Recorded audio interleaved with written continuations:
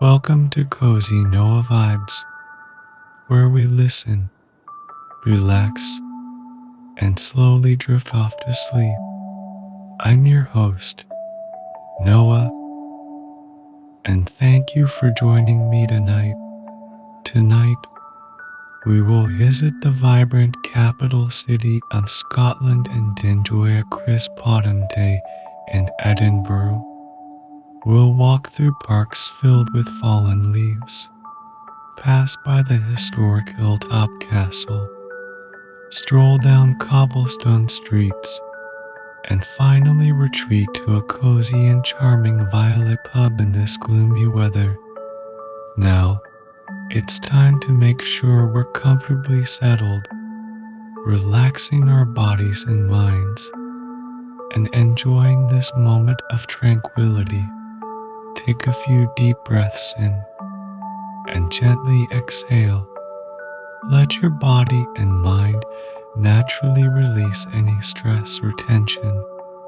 I completely understand that sometimes the desire to fall asleep can actually become a burden.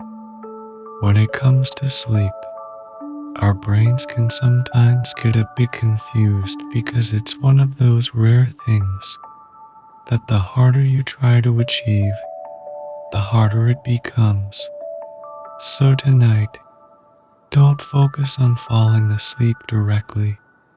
Just lie comfortably in bed, appreciating the calm and quiet space around you and the present moment you're in. Tell yourself that whenever you fall asleep, it will be a deep, restful, and rejuvenating experience. Let go of the pressure to fall asleep, and when the time is right, it will come naturally. Now, follow the sound of my voice as we journey together to the charming capital of Scotland on a cloudy day. The story begins. You step out of your cozy apartment in Edinburgh, situated on a street lined with terrace houses.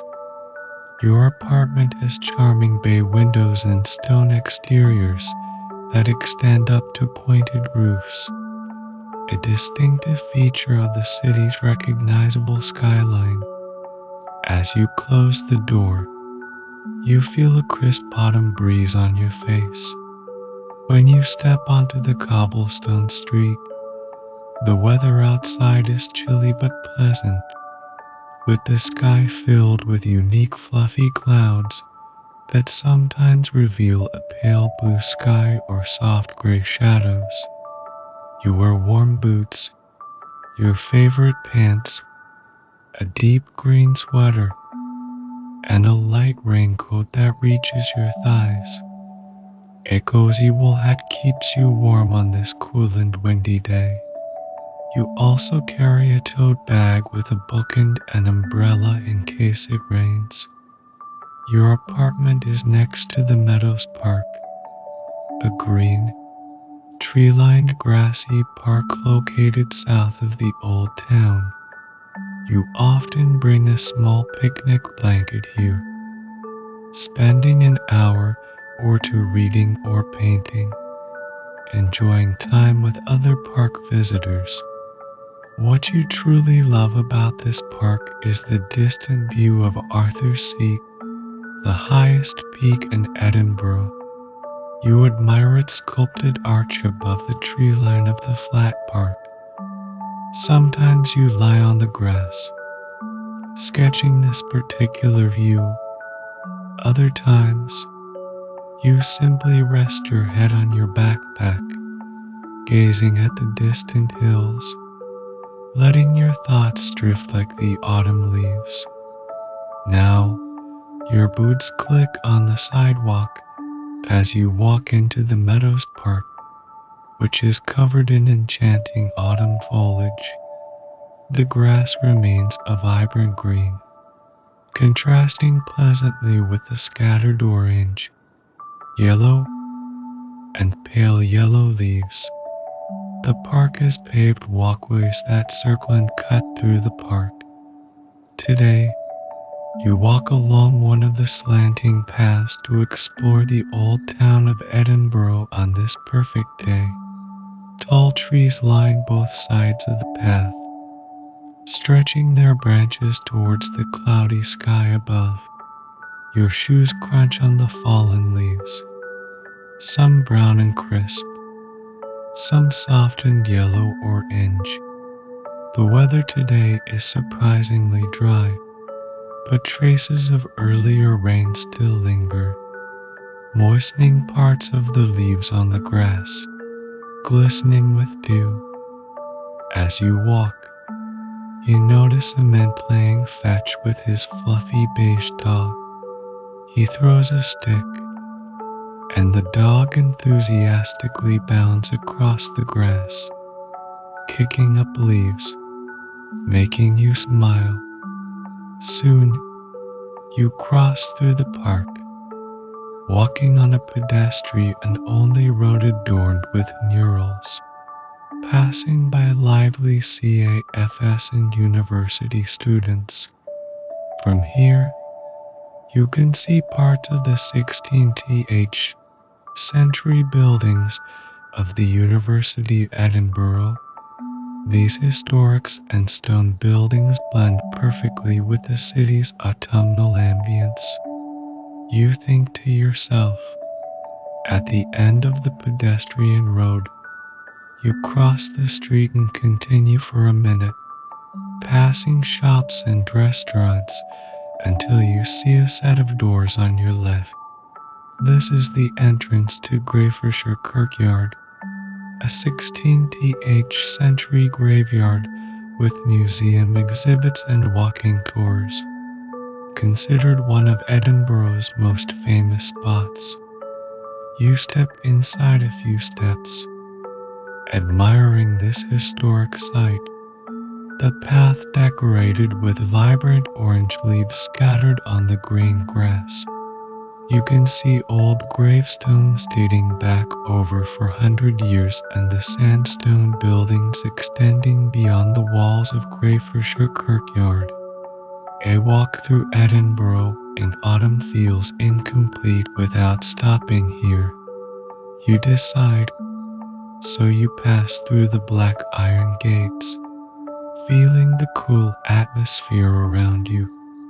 The autumn weather is perfect for this quiet, gray place. Your eyes follow the path leading up to the church, winding through the graveyard until the exit on the other side. In fact, you prefer taking this route on your way home and often do so. It's much quieter than the busy shops and restaurants on the other side of the thick stone walls.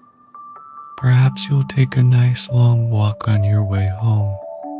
Looking up, you see layers of clouds above. You've always wanted to walk through Graveshire Kirkyard on a rainy afternoon, a little experience you've always held in your heart. But for now, you continue towards the old town.